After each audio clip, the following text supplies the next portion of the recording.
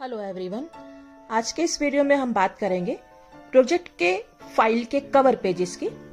जब भी हमें कोई प्रोजेक्ट दिया जाता है तो उसके लिए फाइल बनानी जरूरी होती है और कवर पेज लगाना भी बहुत जरूरी होता है, जो कि ये बताता है कि प्रोजेक्ट किस बारे में है, उसका विषय क्या है, थीम क्या है। तो आज के वीडियो में हम यही बात करेंगे।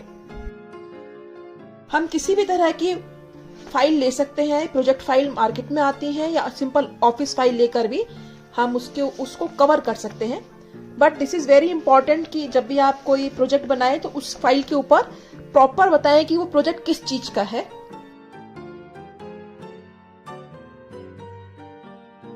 ये इंपॉर्टेंट होता है कि जब भी आप कोई फाइल बनाएं, जब भी आप भी कोई प्रोजेक्ट बनाएं तो उस पर कवर पेज जरूर लगाएं। तो चलिए, इंग्लिश, हिंदी, मैथ्स और is the new name of EDS.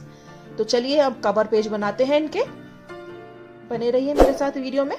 और हाँ, अगर आपको वीडियो अच्छी लगे तो सब्सक्राइब करिए चैनल को और वीडियो को शेयर करिए। और भी कवर पेजेस की वीडियो और बहुत सारे एमडीपी प्रोजेक्ट्स की वीडियो मेरे चैनल पर है, उन्हें जरूर जाकर देखिए।